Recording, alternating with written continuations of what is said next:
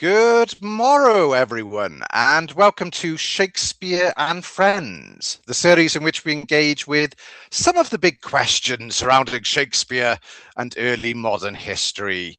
I'm Darren Freewy Jones, and my co-host is Rachel Arnstead.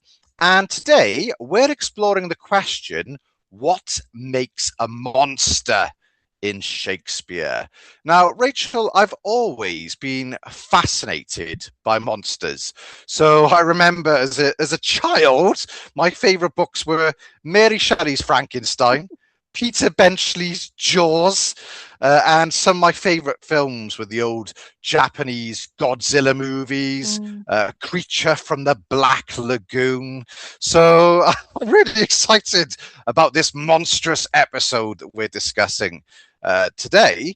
And I wondered if you could maybe kick off just by giving us a little bit of a potted history of monsters.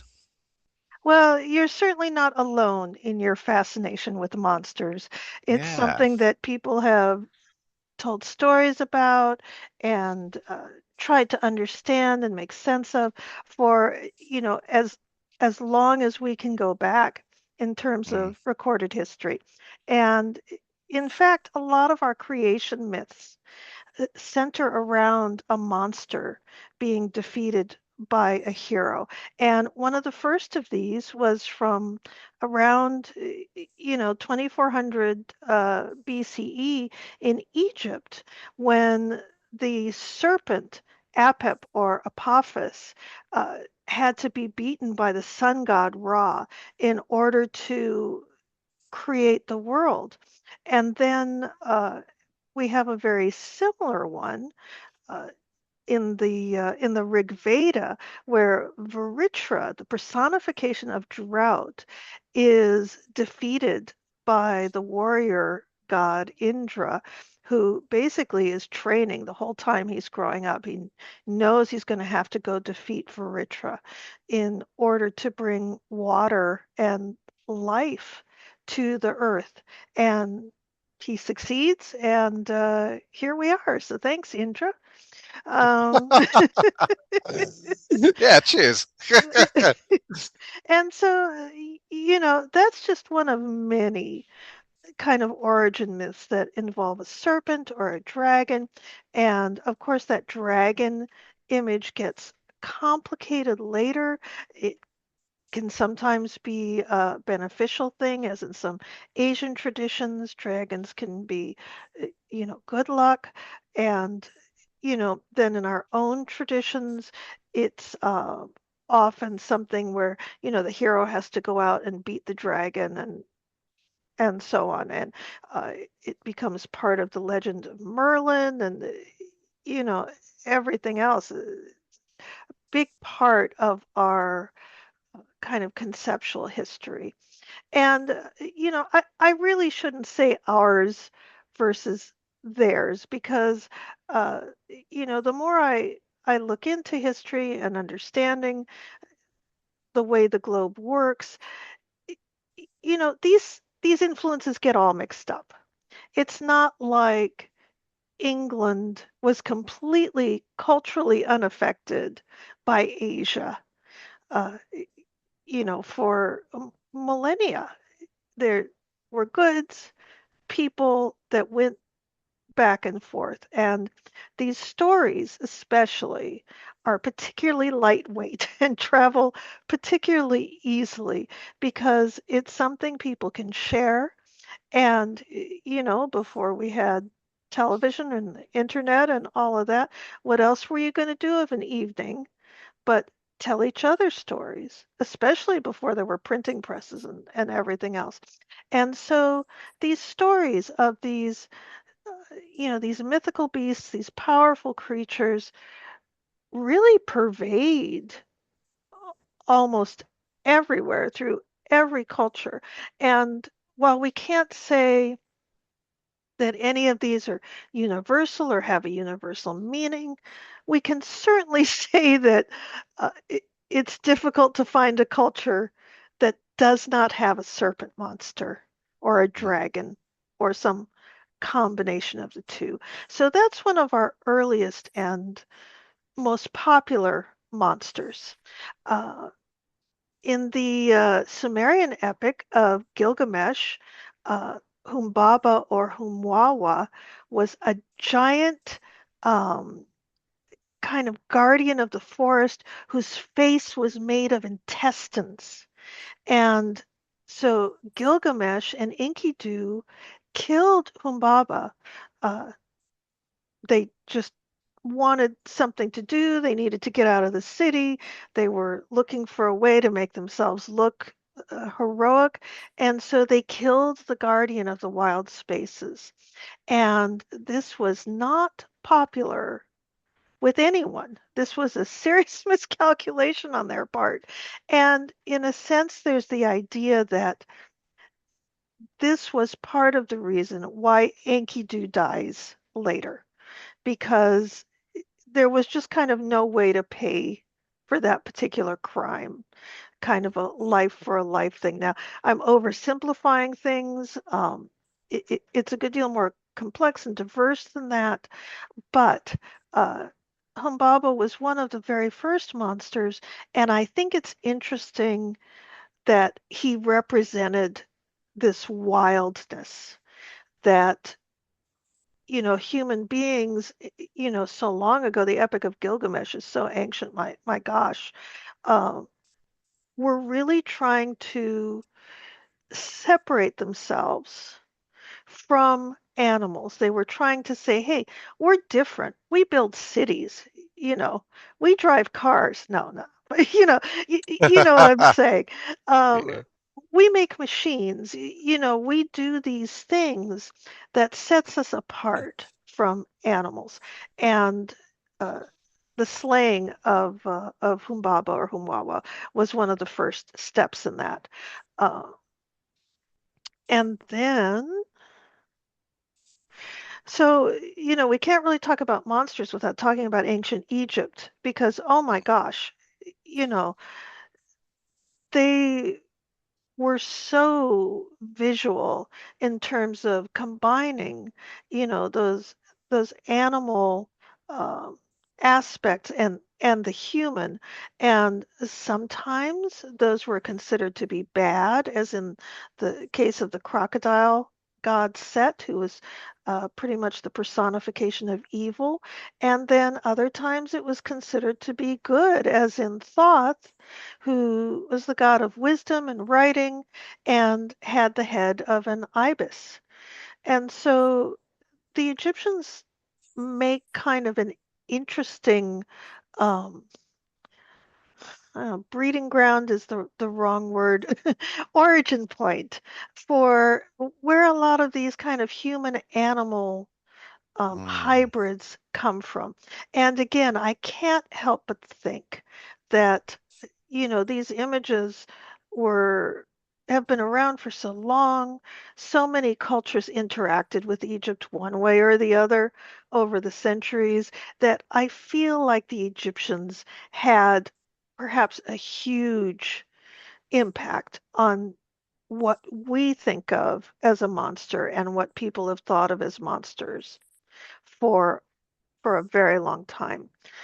mm, Then when after Alexander the Great went around, conquering everything, he founded the city of Alexandria. There are actually several cities of Alexandria, but the one that we tend to think of is the one that's uh, on in Egypt on the Mediterranean coast, and where a lot of Greeks moved in, and it became a very Hellenized area, and where um, it was so multicultural.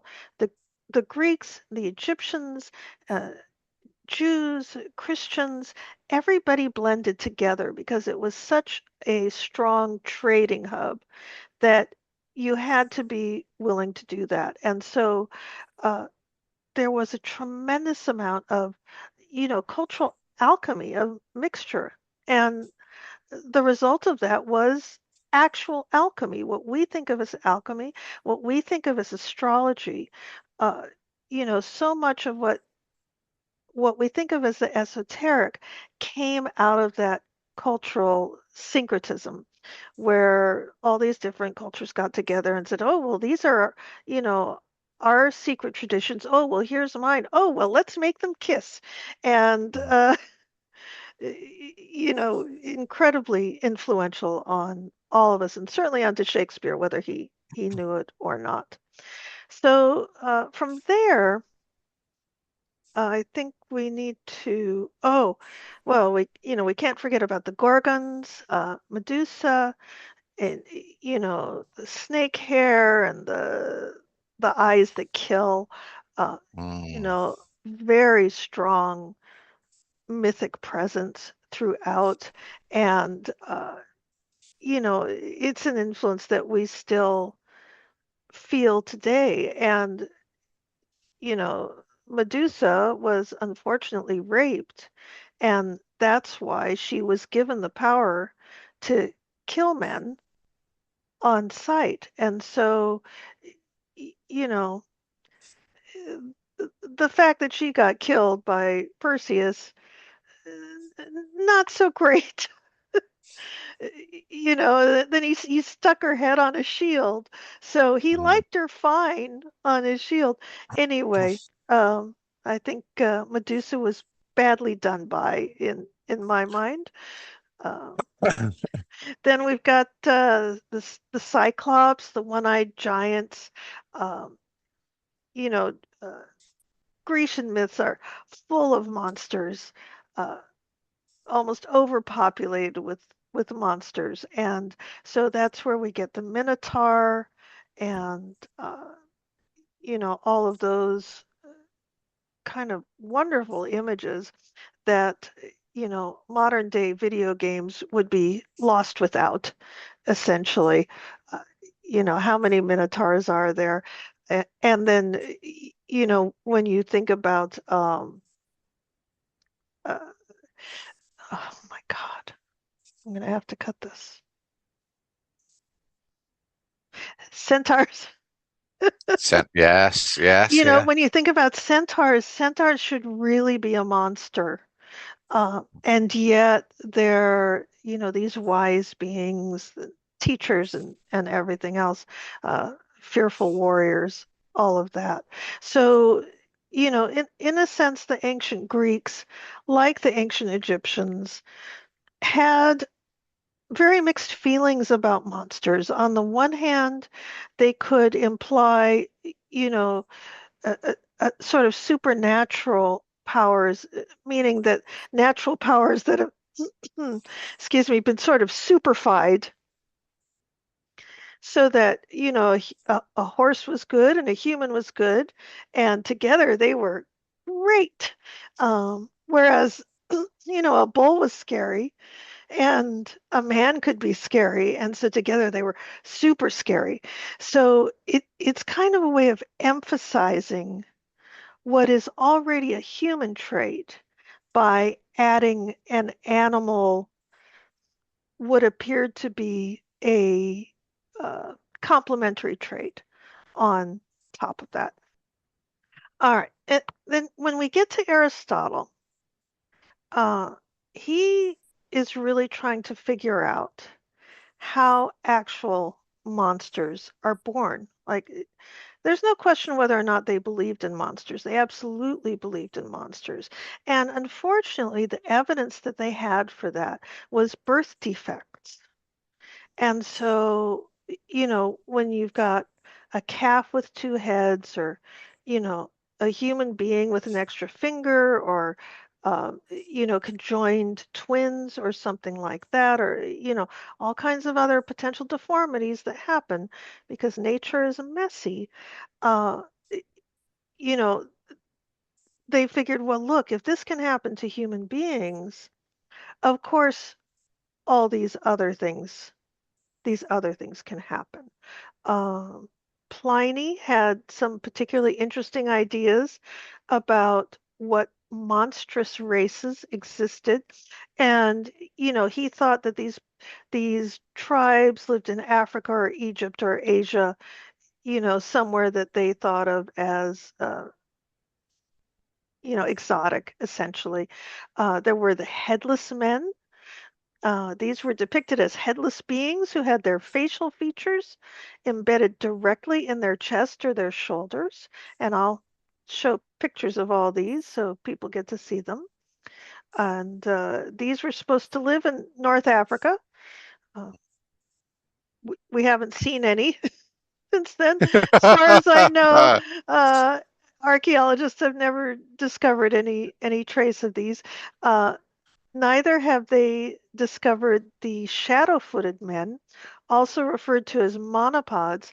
These figures had only one disproportionately large leg and foot, and they supposedly lived in extreme heat, hopping around at high speeds and using their massive singular foot as a natural parasol to shade themselves from the sun.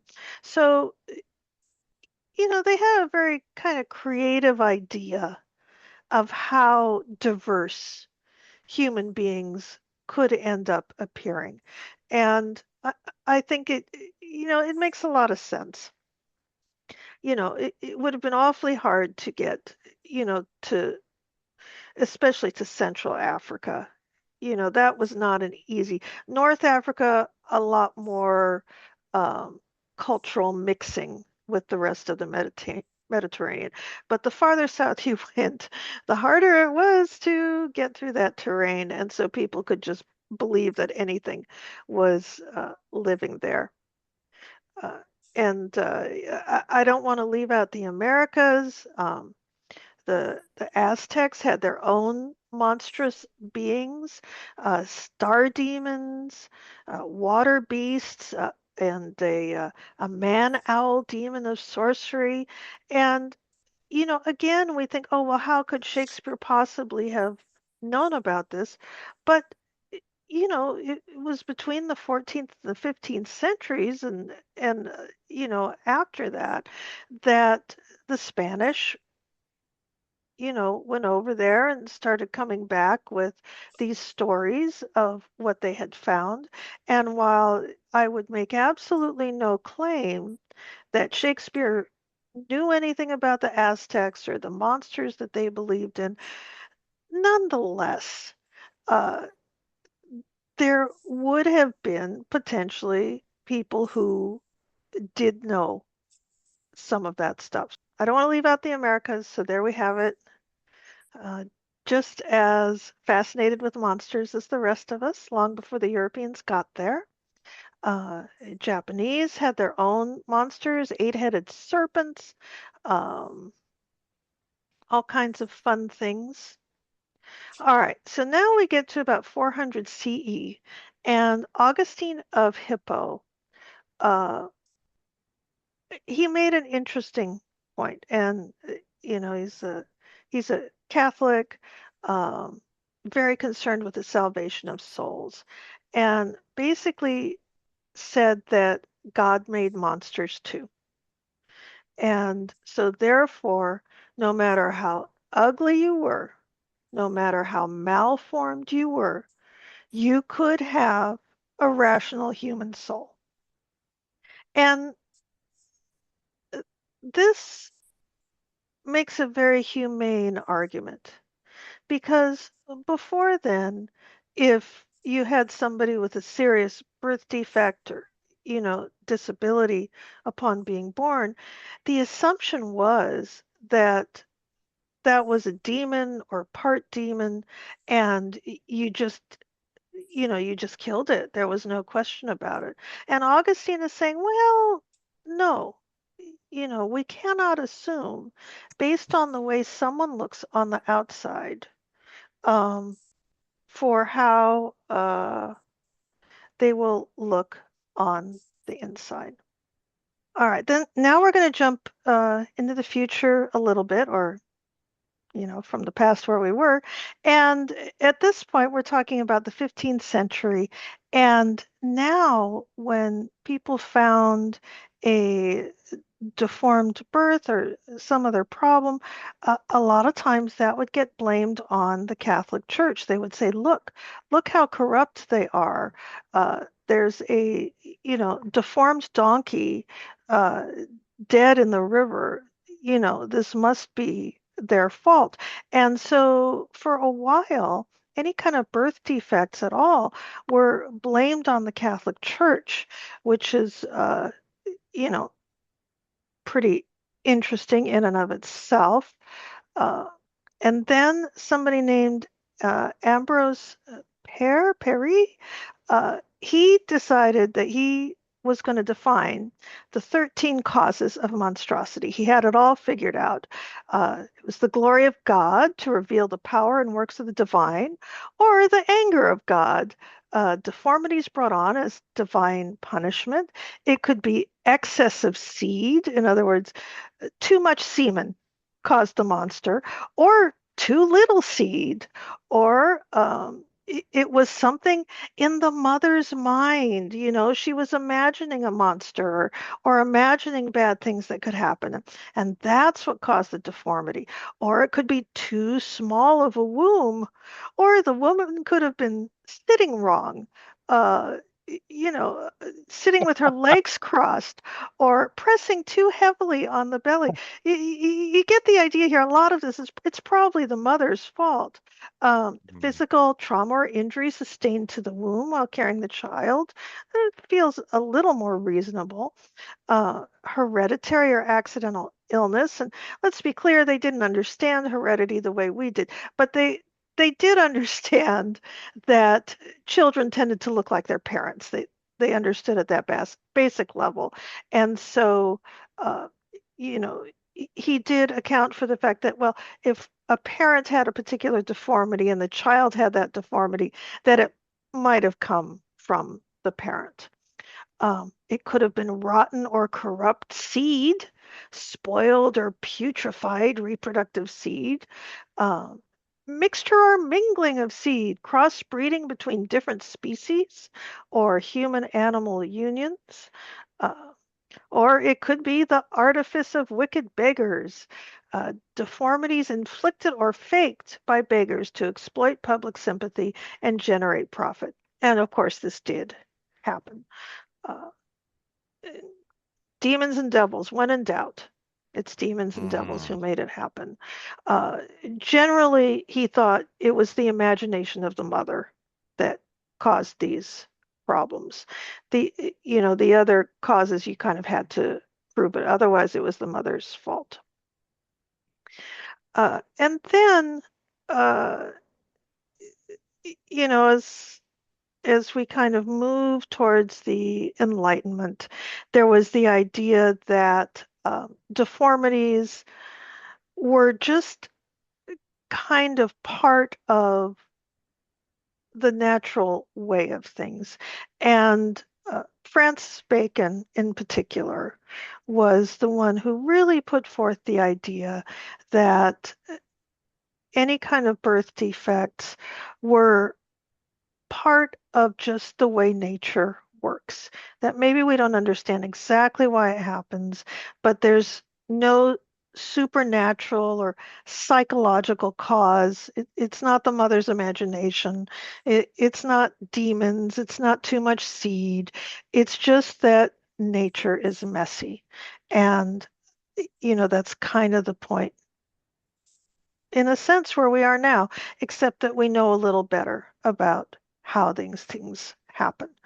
Uh, in the broadest sense, a monster is a being with parts from different creatures. That's kind of the broadest sense. But, there's also this other idea that there's a monstrous behavior. Nobody wants to be called a monster. There's definitely a negative connotation to it. And that goes, all the way back to the Greeks, who basically saw any kind of strangeness as a portent of some kind, as an omen of some kind, even if that, had nothing to do with a birth or anything like that. An earthquake or any kind of other strange and sudden occurrence was probably a portent of some kind. And since there was always a war on the brink, you know, in a sense, they were always right. There was always something coming down the pike for the ancient Greeks. So, and that's the concept of monster that Shakespeare inherited. Fascinating. Yeah, it's so interesting thinking about the transmission of monstrosity, isn't it? And how Shakespeare encountered some of these monsters, how he might have encountered them for the first time. And scholars have devoted a lot of time trying to work that out, those influences and inspirations.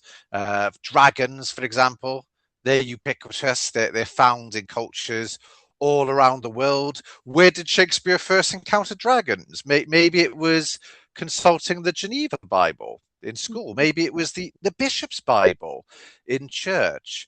And You mentioned Pliny. So Pliny's natural history very much seen as a source and inspiration for Shakespeare, particularly the Blemmyese tribe, those men you mentioned whose heads grow beneath their shoulders, famously mentioned in Othello, but also by the counsellor Gonzalo in The Tempest when he speaks of childish belief in such figures. And then you've got Ambrose Paré. You also mentioned, and there's an essay that I'll give the details for towards the end of this episode. But in Ambro Paré's Illustrated Encyclopedia, often referred to just as Paré's Opera, there's an account of a sea monster that washes up in Poland and wears a bishop's garment made of scales. And this monster can talk, and it's set me back to the sea. So some scholars, such as Geoffrey Kahan, have supposed maybe Paré provided inspiration for Caliban, a figure we'll talk about in a bit more detail, of course, later on. But you also had, in this age of discovery, all this traveling going on, and lots of accounts of fantastic beasts and where to find them. So you had your cartographers, your map makers as well, such as Olaus Magnus, who produced the Carta Marina, this incredible map with some really vivid images of very colourful sea monsters wrapping themselves around ships. But what I find quite interesting with Shakespeare, which distinguishes him from some contemporaries, is that his monsters often serve metaphorical purposes. So possibly the most famous example would be the green-eyed monster of Othello, for example. And you also have over 20 mentions of dragons in Shakespeare. St. George that swinged the dragon. That's a phrase we find in King John. And there's a lovely simile in Coriolanus, one of my favourites, which is like a lonely dragon. And probably the most famous dragon metaphor in Shakespeare would be in that moment when Kent stands up against King Lear and Lear says, "Come not between the dragon and his wrath." But monsters in Shakespeare, they can represent humoral disposition, but they often represent social and moral decay, I think. Humanity must perforce feed on itself like monsters of the deep, to paraphrase Albany in King Lear. And the society of King Lear, it threatens all members to all turn monsters.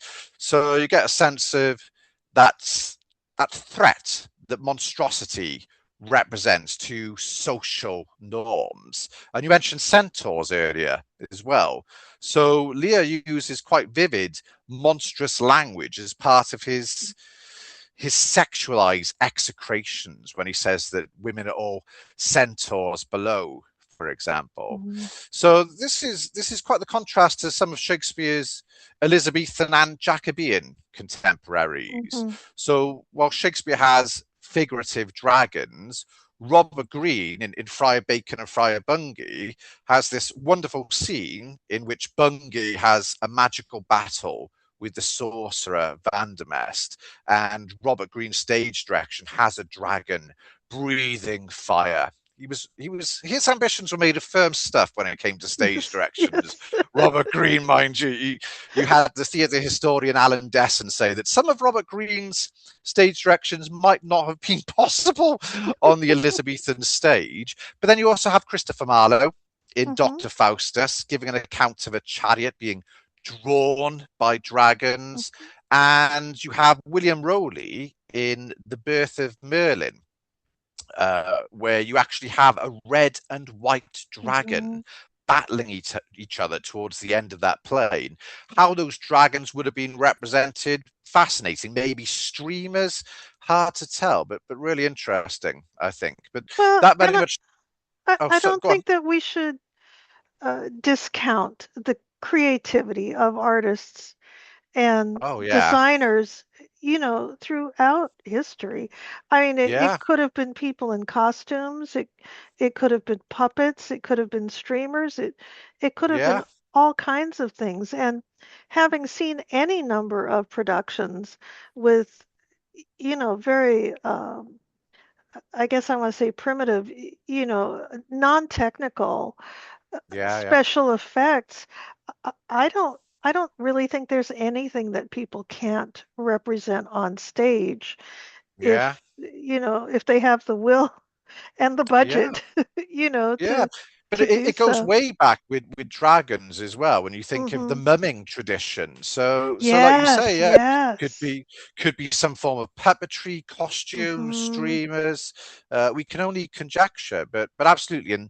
Um, and when we think of Robert Greene and Alan Desson saying, "Oh, some of these stage directions might not have been possible," I think Greene had a keen eye on visual Yes. spectacle, and I think actually when you have a recycled giant brazen head, Right. I think that it must have been eminently possible You on find all stage. kinds of So ways to use that. Yeah. yeah. Yeah. So why Yeah, not have a definitely. fire-breathing Hmm. dragon in Friar Bacon and Friar Bungay as well? Well, and they Uh, had hellmouths, right? They were of used course, to, so I don't know. It seems like a refurbished Hellmouth probably would have done the trick. Yeah. yeah. Very true. Yeah, quite the useful prop that Hellmouth, I think, can represent a number of things.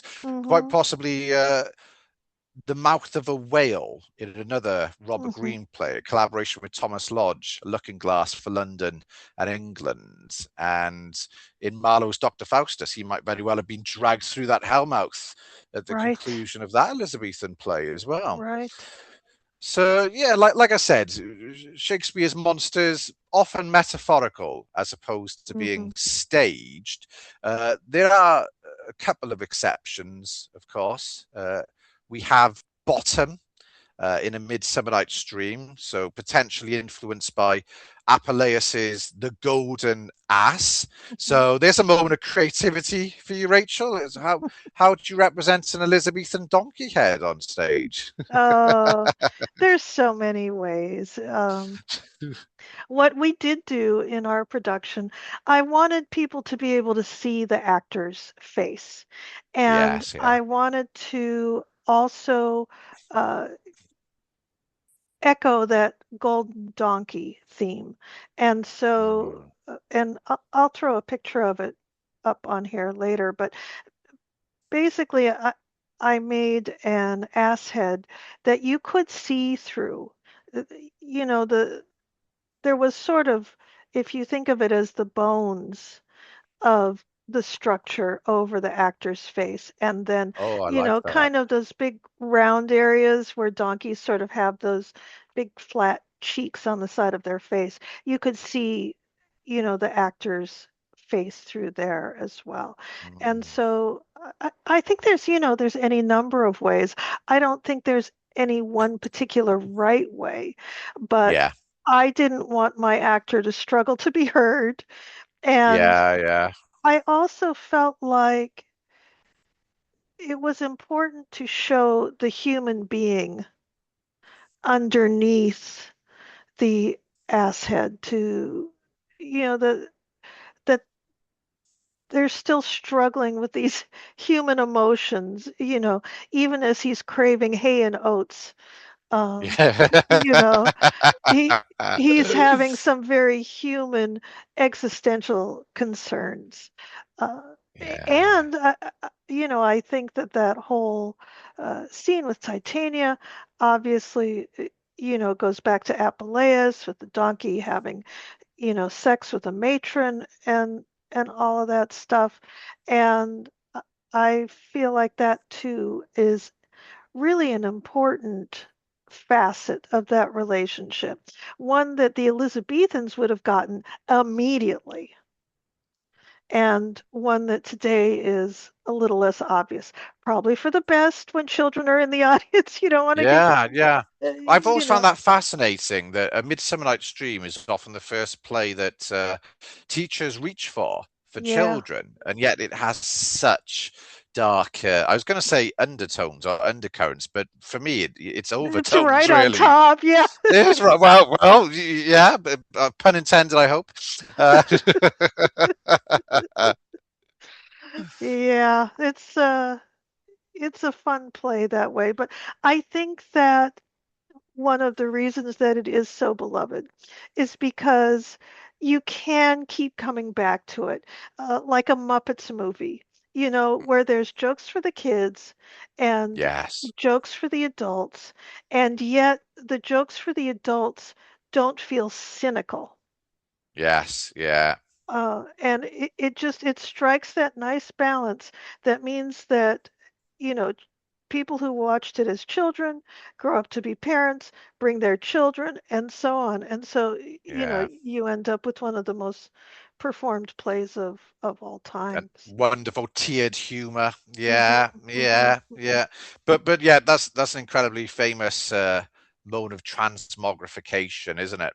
And Midsummer Night's Dream, we think mid 50s, 90s, and then we move to Shakespeare's last solo author play around 1611, Hmm. The Tempest. So we spent quite a long time in the last episode talking about that enchanted island, and Hmm. that island is teeming with monsters. Yes. You've got the spirit Ariel who transforms into a harpy. You've got Hmm. goblins as well. You've got spirit hounds. But of course, almost certainly, I would say the most famous monster in Shakespeare would be Caliban, who is described in the Dramatis Personae of the 1623 First Folio as a savage and deformed slave. Mm. And he appears to have been a popular figure in Shakespeare's time because Ben Jonson mocks him in his 1614 play Bartholomew Fair, when he talks about tempests and such drolleries,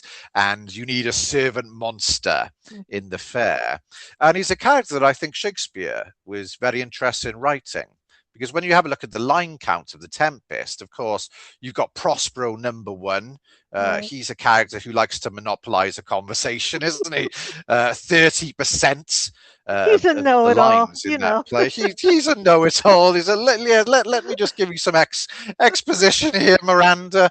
But in second place, you've got Caliban Mm. at 9%. So Shakespeare's devoting a significant amount of time to this character.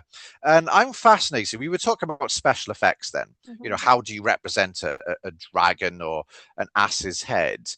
How might Caliban have been represented on stage during Shakespeare's time? Because you get quite conflicting accounts of his appearance throughout the Mhm. course of the play. So he's described as a monster primarily by Trinculo and Stefano.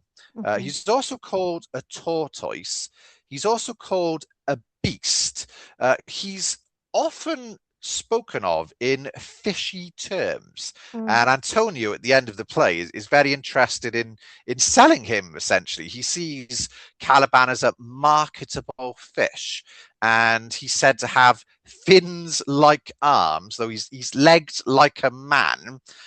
He's also described as a moon calf. So that goes back to what you were talking about with regards to deformity. Mhm. So this is essentially, I believe, a deformed fetus of a Mhm. calf or some other animal. And Prospero says that he's not honoured with a human shape. So he's described in monstrous terms, Hmm. but as we often say in our episodes, there's a complexity to Shakespeare's characterization, and whatever Caliban's appearance, I think it conceals a complex interiority. So you Hmm. have Miranda, who I would say is the most empathetic character of The Tempest. I have suffered with those that I saw suffered, she says at the beginning of the play, having witnessed the shipwreck. And yet she also says that Caliban is a villain, sir, I do not love to look on. And Shakespeare does something very interesting with Caliban's entrance that reminds me of the hatchet job that Iago and Roderigo do on Othello before Othello enters the stage, where Hmm. they speak in very pejorative terms about Caliban. He's a poisonous slave. So Shakespeare is very much paving the way for Caliban's entrance. And he is a character who attempted to violate Miranda's chastity. Hmm. And yet he speaks, despite saying to Prospero, you taught me language, and the profit on it is I know how to curse. He Hmm. speaks almost exclusively in very dignified, eloquent verse, has some of the most beautiful speeches in the play. The Isle is full of noises, for example, which is a real contrast to the arguably less dignified Neapolitan counterparts of Hmm. Stefano and Trinculo. Yeah. And something I'm always interested in with Shakespeare and that complex characterization of his is there scope for a redemptionist reading? Is there scope for repentance with his characters who are considered villains? And at the end of the play, Caliban says that he will seek for grace. So I guess audience perceptions of Caliban are very much reliant on just how monstrous they consider this servant monster to be. Hmm. Is it a play you've ever directed, The Tempest, No, Rachel? no. Gosh, I would love to, but no, we Hmm. didn't. We didn't get to the Tempest. But uh, I think, you know, unfortunately, there are so many sort of colonialist overturn, you know, Yeah, yeah, uh, themes yeah, to the Tempest, and uh, I think it's difficult to get a read on Caliban yeah, because of that, because just him being called a slave and so on, you know, implies that Shakespeare was saying that slaves of color were less than human and so on. And I'm not going to say that that reading is inaccurate. I don't know. Frankly, I don't know, but you get the I phraseology savages and men of Ind as well, don't mhm you? Yeah, mhm yeah, and so I would hesitate to say one way or the other on that. What I will say is that I think that I was talking earlier about this Augustine that said that no matter what somebody looked on the outside, they may have a redemptive soul on the inside. yes, And so yes, if I had to guess, I would say that that is what Shakespeare is saying here. And that doesn't necessarily mean that he's depicting Caliban in a positive light. In fact, yeah, to the opposite, he's almost saying, I don't care how horrible you are, how horrible you look, or how horrible you behave, you can seek grace. And yes, yes, and to me, you know, that seems to be the lesson of Caliban. Um, I think it's also in direct contrast to the humans of the play who yeah, should be seeking grace and yeah. don't. Uh, so tricky figure, Caliban. Tricky figure. And in terms of physical appearance, there's a theatrical anecdote I love, where you had the great actor David Suchet, Mhm. great Shakespeare actor. I always think of him as Hercule Poirot, of course. But he writes about preparing to play Caliban in 1978. Mm. And he was struck to find that Caliban had been portrayed on stage as one, a fish, two, a dog with one and or two heads, three, a lizard, four, a monkey, five, a snake, six, half ape, half man with fins for arms, seven, a tortoise, and this left Suchet with the feeling of being totally miscast. Well, I wonder, is it possible that everybody saw Caliban differently, and Yeah, that yeah. that's part of Caliban's magic, is that Oh, I like it. everybody was perceiving Caliban differently, and that Prospero, rather than maybe seeing a collection of parts, saw that this was somebody who could be taught language Yes, and yeah. who could seek grace. So yeah, I Mm. don't know, maybe it. And stroked him and made much of him before Mhm. Mhm. Caliban tried to people the Isle. Yeah, Mhm. yeah, Yeah. yeah. Fascinating figure. Yeah. But wonderful scope for creatives. And one Yes. production that stands out for me actually is the BBC 1980 film production, which was directed by John Gorey, Mm. who was principally known as a director of Doctor Who. How familiar are you with Doctor Who? Oh, reasonably enough for someone who has not watched it, but and yet and yet I understand the memes. Let's put it that way. I've watched a Yeah, few episodes. I don't know why it doesn't grab me, but it yeah. No, doesn't. but fair enough. But You it know, is very psychedelic in the 70s, I think. When you think of John Gorey's yes, directorial yes, style and for The Tempest. I think those were my favorite Doctor Who episodes. Yeah, Which would have been the ones that I saw, yeah, as a kid and a teenager.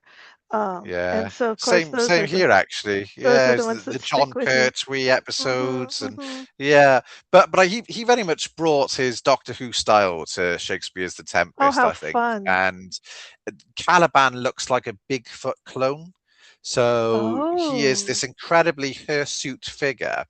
And what's so interesting is Ariel, on the other hand, looks like he's just been waxed. right? So he's got this very shiny torso, which is Yeah, frequently on yeah, display throughout the yeah, film. So I'm not sure whether that production is playing around with stereotypes of masculinity or something. I don't know, but he makes yeah. for a very hairy Caliban in that film Well, that production. that brings us back to Gilgamesh, right? And Yes, killing the wild man. And yes, so, I wonder how much The Tempest is influenced by the story of Gilgamesh, mm, and uh, this kind of national anxiety about the desire to conquer the wild spaces and what people will yes, find there and what that will bring, and will that wildness kind of infect you know, the civilized world, right? yes, yeah, yeah, yeah. How does that all interact? And, you can see that all right, right during the time when Shakespeare would have been writing Tempest, uh, those anxieties and hopes um, kind of would have been at a fever pitch, combined with what I think were some very mixed feelings about slavery in certain parts of the world, and I would include, uh, England in that. Not everybody thought slavery was okay, Mm, and there was also this kind of feeling uh, that it was dangerous. Uh, that slaves could revolt, that uh, that basically bringing people in and subjecting them to constant abuse, uh, could could turn on you, could be a bad idea.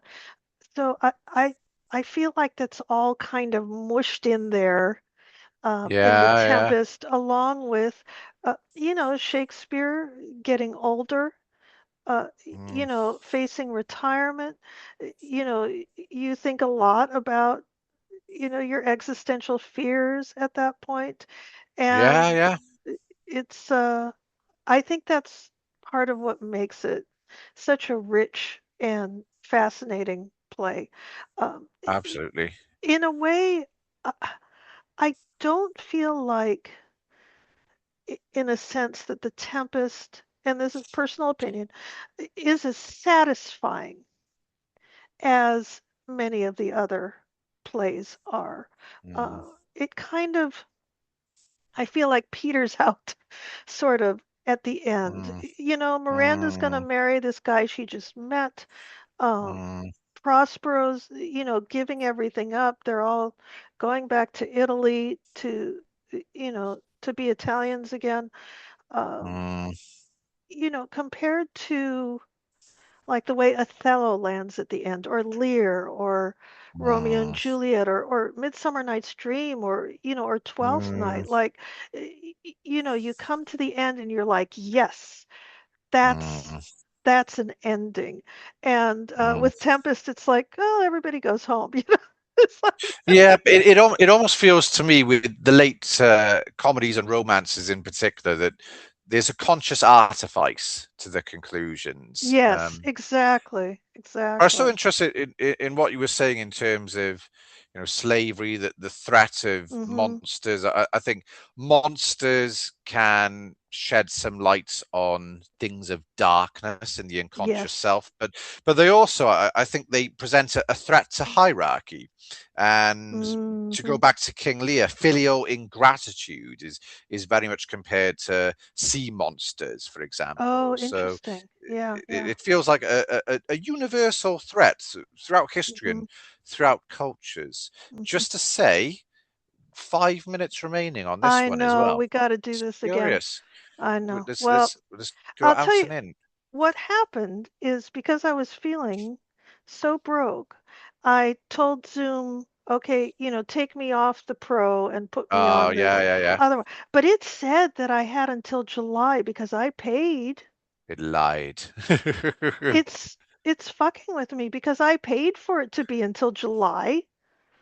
And I think so this needs to be a mini episode. This needs to be a short video. Your rant against Zoom. Zoom's fucking with me. you just want to see a little gray-haired old lady say fuck. Admit that. All right. Okay, I'm going to shut it down and I'll start it up again. That's all we can do. no problem at all. Good stuff. Okay. Be with you in a second. Okay, so let's move on to our short responses to the question we've posed at the beginning of this episode, which is, Rachel, what makes a monster in Shakespeare? Wow. Well, I think that it's complex because monsters are complex. And I think he often tries to show human behavior as monstrous, Yes. and to really blur that line between what we think of as, you know, empathic human behavior and monstrous behavior that can push through at any moment. And he also, in spite of how often he uses visual appearance as a gag, uh, Mm, I feel like he certainly conveys a lot of depth that you can't judge a book by its cover. mm, And I feel like he's trying to show that to us over and over again. I feel that very keenly in Romeo and Juliet, where, here's Juliet. She's this 13-year-old girl. She should be the most pliant and, least obstructive person in the play. And yet she is the one, you know, with the spine and with the conviction to mm, do what she thinks is right. Now, unfortunately, she's a 13-year-old girl, so her mm, her perspectives may not be the wisest, but he's constantly playing with that kind of appearance. Polonius is supposed to be wise because mm, he's an old man, but he's really kind of the understated clown mm, of the play. He certainly gets the best laughs. So yeah, I think that that Bottom is a monster. I think in a sense Puck is, mm, because Puck is another wild man in in many ways like Caliban mm, in terms of, being at the mercy of this, this wizard, this magician, and being somewhat mischievous and sex on his mind. I can see some consistencies there. Uh, mm, but I also think you're right that there's a lot of metaphor mm. happening there, that's part of it too. What do you think? Yeah. Yeah, no, I totally agree with you. I think monstrosity in Shakespeare, a bit like Caliban, Hmm. takes many forms, serves many metaphors, metaphors for social, moral decay, also tyranny. So Hmm. a line that leapt out to me just thinking then was when Macduff says to Macbeth that we'll have you as our rarer monsters are. He's saying we're going to fix your heads on a pole. Hmm. Hmm. So yeah, Shakespeare uses monstrosity to explore the idea of transgression, I think, Hmm. but also in terms of physical monstrosity, the likes of Caliban, the likes of Bottom, it's very complex and attests to Shakespeare's rich characterization, I think. All right. Fabulous. Huzzah. Another mystery Huzzah. solved. But I've always loved monsters, and just thinking about Hmm. threats, I mentioned Hmm.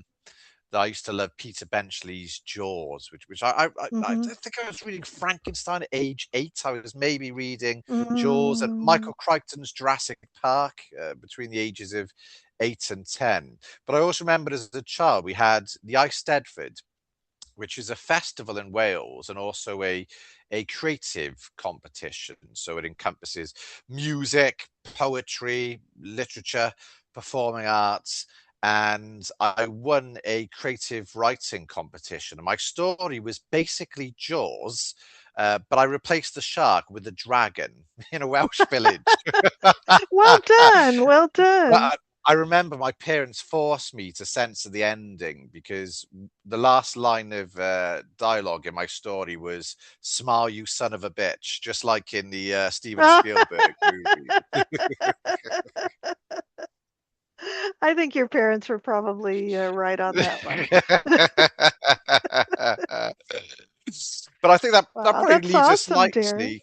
Well, it's always a fascination with writing, which probably leads us on nicely to the writer's corner. It does, but And there's a synod. Oh, go on. Sorry. I just want to give honorable mention to Cerberus, the Oh, of the course. three-headed dog of the Yeah, underworld, who yeah, is one of my favorite monsters of all time, and yeah. has really kind of attained a life of its own in modern culture. He's Mm, depicted over and over again as just this adorable three-headed dog. And mm, I I feel like that is indicative of a certain amount of hope for mm, our culture in that we can look at that and go, "Oh, a puppy," instead of you know, worrying about demons and whatnot. Um, mm. I must disappoint you then, Rachel, because we were talking about Shakespeare's metaphors. I often refer to certain academic gatekeepers as Cerberus. So I very much Well, I they're employ not that all myth good in a rather puppies. negative sense. Yeah, yeah, yeah. They're not all good puppies. Drown puppies. Yes, yeah, Yeah, like I might yeah, put yeah. They're not all good. They're not all good. And I think that's a very apt metaphor, uh, having dealt with it. my own academic woes. So, all right. All right. Moving on to writer's corner.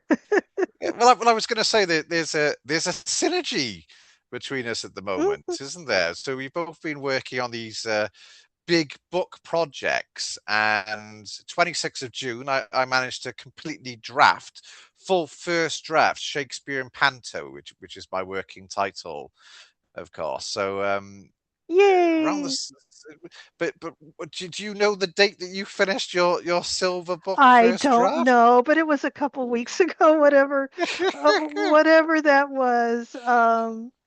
And I have to say that it was kind of a shock Yeah. to be done. I thought I was going to have a lot more, and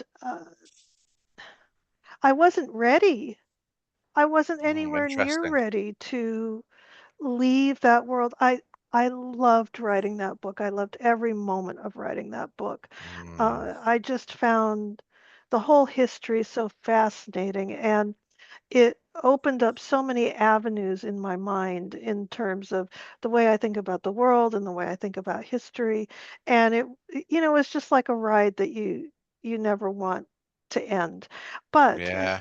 essentially, what happens, it's a history of silver. Uh, What happens is that you get to a certain point where Mm, silver stops being money and it mm, starts being a material, a technological or industrial material. And those uses are very fascinating, and I go into those.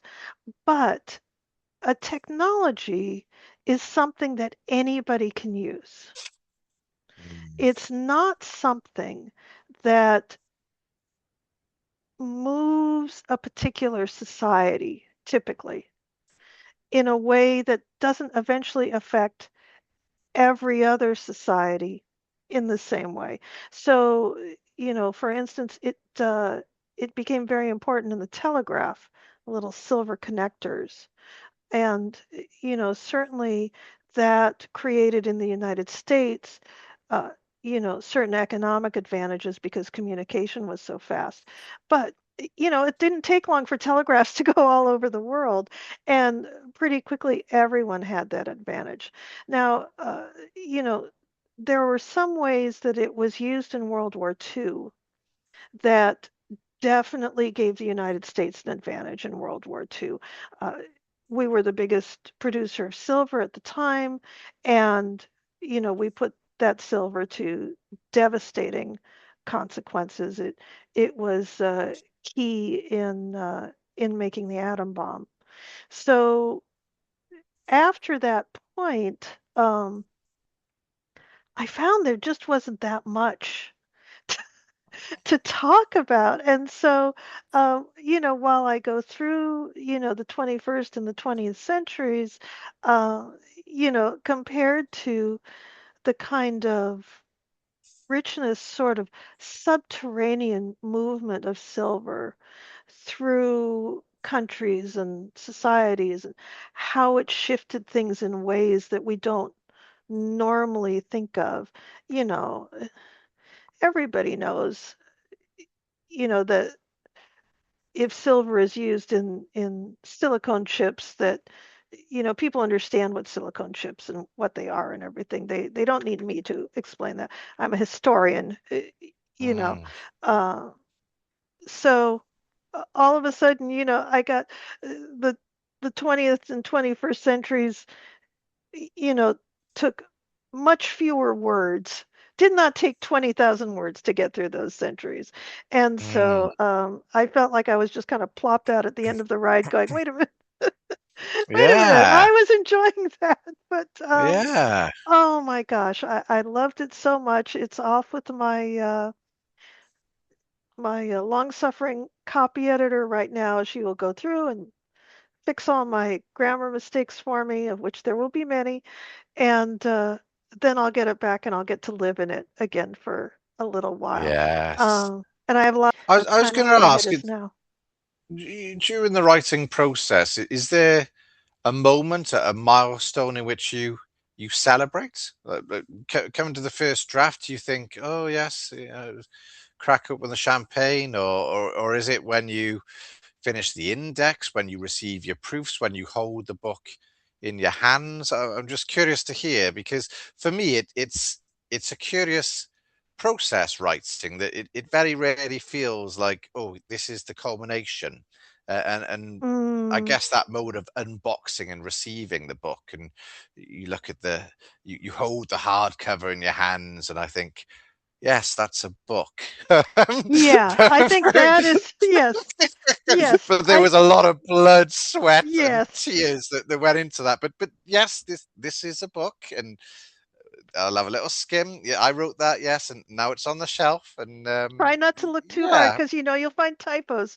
So yeah. So, no, but no, is there a moment where you pat yourself on the back? Because I think it's not an aspect of my character. I think maybe I should pat myself on the back a bit more, but I don't. I'm always thinking, as you are now, clearly, about what's next. What's the next yeah, yeah. project? And Well, it's been my experience that writing a book is very much like having a baby.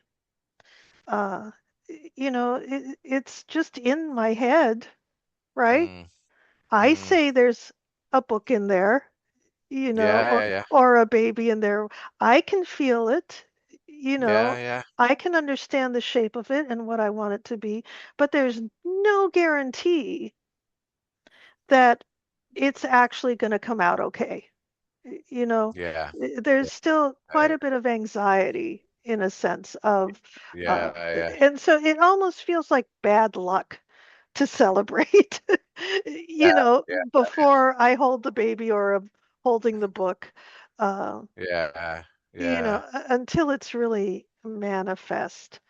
Uh, I think um, I do once the first draft is done, I do, you know, think, wow, I did that.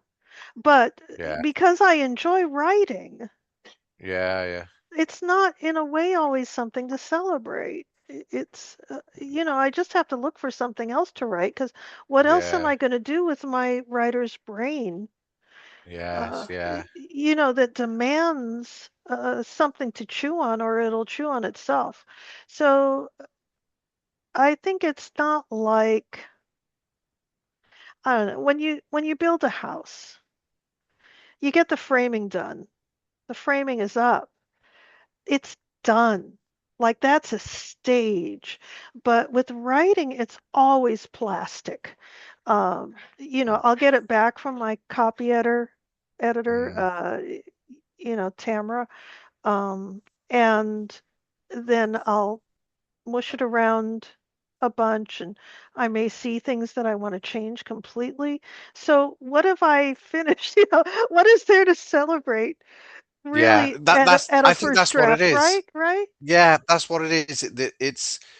It never quite feels over, and then you actually Hmm. receive the book, long after you've submitted it. And then for me, I I write in part to create conversation. So then it's all about, get to a literary Hmm. festival, or Hmm. Hmm. being able to talk about the book, give lectures on the book. I think with this one, with Shakespeare and Panto, I did feel quite proud, and I've sent it out to various midwives to go Hmm. along with that metaphor we were using, so pantomime experts. So I'm sure it will change quite a lot, but I think it was a book I first started drafting around April 2025, Hmm. and then completed the draft in June. And I think more than any other book I've written, it's a book that feels like it was forged in fire, that it has been a real year Hmm. of adversity. And I think Yeah. I was actually very proud. I hit the 80 odd thousand words, that I had written everything I had planned out in terms of the structure. And I looked at it and I thought, yes, this there's a book Hmm. here, Hmm. and I think it's an interesting book as well. That it seeks to dissolve those binaries of high and low art, and I Hmm. think looking at Shakespeare through the lens of pantomime enables us to reposition Shakespeare within his original milieu as a popular Hmm. dramatist. So I did feel a little bit proud of this one, and I celebrated by eating a chocolate bar. That's pretty good. Chocolate's pretty good. Well, and I think that writing is something that changes us. So we Yeah, cannot write a book without changing ourselves in the process. Hopefully, we learn something, and yeah, hopefully, we take a larger worldview yeah, into our next project, to the yeah, point where, we can write a book and then go, oh gosh, that other book I wrote really needs a revision now. yeah, yeah. That's kind of a side effect of it. But Mm. I think that, that writers write because we must, because it's how we process, it's how It's very we, Chekhovian, isn't it? it This, really is. It yeah, really is. And uh, I feel like, it may seem kind of on the surface like, oh, if, we had a stressful year, mm, that should make it harder to write. I find the opposite is true. mm, Provided we can carve out the time, which is no mm, small feat, yeah, it yeah, actually can make it easier because we want to be in that headspace. We don't yeah, want to be, yeah. oh, excuse me,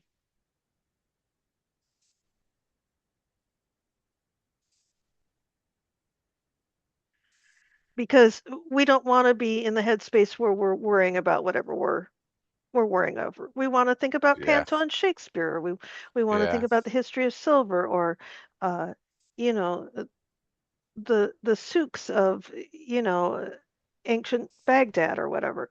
mm. It's a more It's fun place to I be. I totally agree, and I've always found my writing is better the lower I feel. Mhm. It's the happier I am, the less creative I am, and I always remember writing the Oh lyrics for a. no. Well, no, but I remember writing the lyrics for a friend for a song many years ago, and it was a breakup song. Mm. And he loved the lyrics. We turned it into a song. We recorded it. It wasn't me singing because I don't conform to the stereotype of Welsh people having good singing voices. But I I remember didn't him. even know that was something. Oh, there is. Oh, there is. But I remember him joking to me, saying, "Oh, I almost wish you'd get dumped again because that was the best song you've ever written." All right, all right. And all that aside, I feel like I don't think it's true that suffering creates great art necessarily, because I have done some of my best work when I was happy. So I'm not sure that it affects the quality of what comes out the other end. Mm, I think there's a lot to be said for happiness. And, mm. I've known people who deliberately made their lives miserable because they felt like that was the only way to create great art or something. And I don't Oh think that's gosh, true. yeah, I don't think yeah, that's yeah, true. And, let's face it, there were some miserable son of bitches that made some terrible art. So it's not yeah. a Mhm. guarantee, you know, Yeah, that yeah, you're going to yeah, make anything great. But I do think that, you know, the act of creating can be of great solace when yes, we're yeah, going through a difficult time. And, and so in that sense, it is not harder to make art when yeah, we're at a specific level of unhappiness. Now, yeah, too much unhappiness and you yeah, can't you can't function, you can't do No, anything. But no. there's this sort of sweet spot, you But know. it becomes your outlet, and it's so It interesting does, because it the does. word solace is the word that I use in the acknowledgements to the book. That is the precise word I use Mm, to describe the project. So hmm yeah, hmm. interesting. So But what do you I want to just found do it next? fascinating. Well, when I finish drafting a book, I often feel exhausted by it. So and I say, God, I'm not going to write another book for a long time. And then usually I've come up with the structure for the next one before Yeah. within about 6 months or something. I've got some exciting writing projects coming up that maybe we'll discuss in future episodes, but Okay. they're like Okay. individual chapters Hmm hmm. rather than full books. But the world's my oyster, really. I'm not bound by these curious paradigms of research engagement frameworks, and where you become a sort of monograph Uh, cow. So I get to write on. For me, it's a topic will take me, and hmm. I will be inspired to learn more myself, and Right. hope I can help others learn more as well. It's the journey. I love. It's a curious paradox. I love the journey. Hmm. The thrill is in the chase, and it's augmenting your knowledge. It's framing even a single sentence. But then I also have these self-imposed deadlines, really, that say, you need to finish this. So it's just a curious duality going on with my writing process, really. But yeah, yeah. Well, I will say that something happens as you get older, which is that you're going through life and you're going through y- your daily stuff, and you think, oh, that could be a book. Oh, that could be a book. That could be a book. And then, you hit 60 or so, and you're like, oh, that's a lot of books that I Mm, haven't written yet. And, mm, y- you start to see the ticking clock. You're like, well, I don't mm, know how much longer I have left. mm, I could have 20 years to write. I could have 40 years to write. And you start looking at the years and going, well, okay, even if I do a book a year, do I have time yeah. to write everything? And so then, at that point, it's like, okay, what's next? What's next? What's next? What's next? Mm, Plus, if you're lucky, and you can retire, then you don't have as many distractions. And mm, so it becomes much more of a focused mm, priority. Uh, when I was younger, I had children to raise and uh, several different, irons in the fire. Uh, mm, but it's in a way kind of a blessing to be like, okay, yep, I'm writing the next book and I'm illustrating the next book. It's restful mm. in a really kind of gratifying way to go, okay, I'm an author and that's what I do. And Yeah, y- yeah. to stop putting on all the different masks and hats and Mm, that it takes to be, in your 30s and 40s, so on. So mm, yeah. yeah. So well, I'm looking forward to whatever project you decide to embark on next, and Yes, yes. World's mine oyster. We shall see. We we shall shall see. But yeah, see. but there are a couple of other projects on the go. All right. Well, Hopefully, next episode I'll have started the next one. uh, I have every confidence in you that your restless brain will have alighted on a new and exciting project.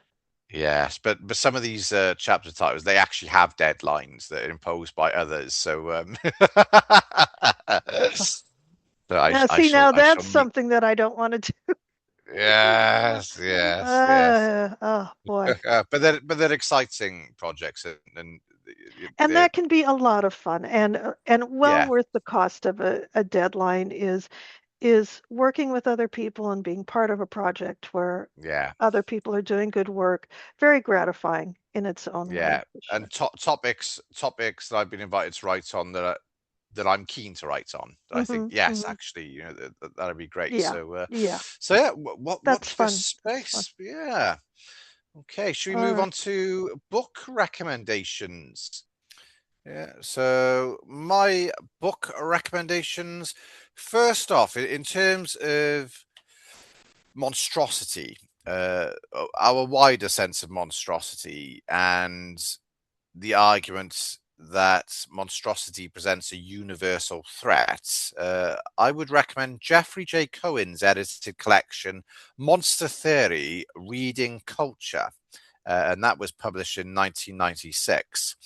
And I mentioned David Suchet earlier. He provides a fascinating essay on Caliban in Players of Shakespeare, which is a collection edited by Philip Brockbank, and that was published in 1985.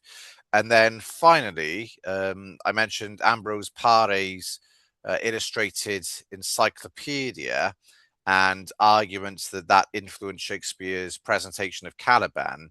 So on that theory, I would check out Geoffrey Kahn's Ambroise Paré's De Monstres as a possible source for Caliban, and that was published in the wonderful journal Early Modern Literary Studies in 1997. And I'd recommend Geoffrey Kahn's work in general. He's a brilliant scholar and also a gentleman. Oh, very nice. Very nice. Well, let's see. I've got Emblematic Monsters, Unnatural Conceptions and Deformed Births in Early Modern Europe from 2005 by A.W. Bates. And that goes into, that whole tricky question of birth defects and how people were thinking about them. Uh, Wonders and the Order of Nature, 1150 to 1750, by Lorraine Daston and Catherine Park from 1998.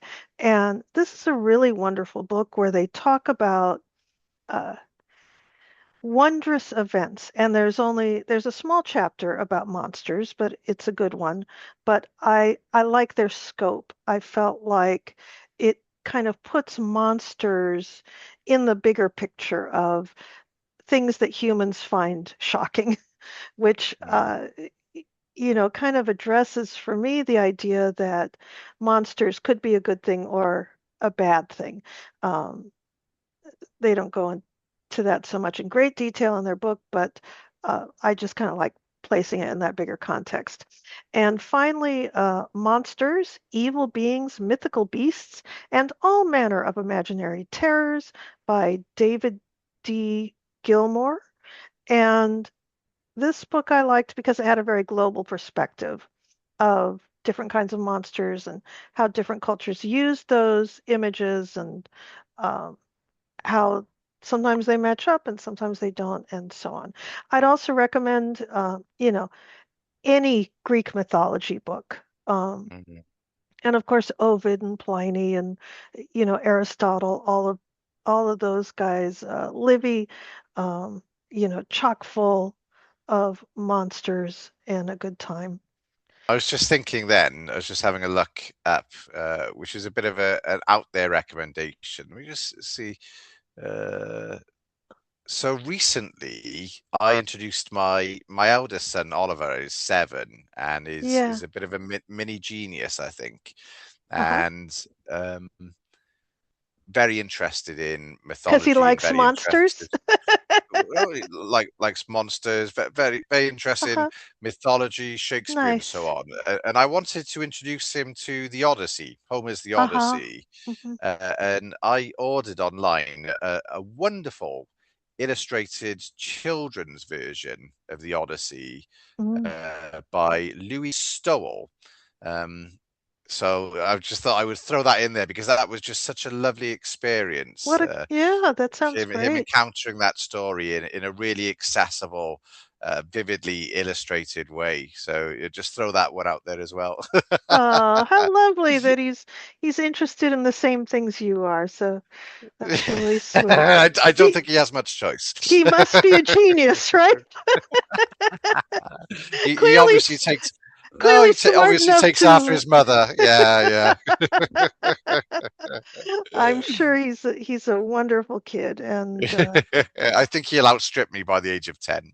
I look forward to seeing the kind of person he turns into. That's awesome. Yes, That's yes, awesome. yeah. Well, I think we've reached the end of this episode. Hmm. Uh, Thanks and ever thanks to those of you watching and listening to Shakespeare and Friends. Until the next time, it's a warm farewell from Rachel and me. Bye.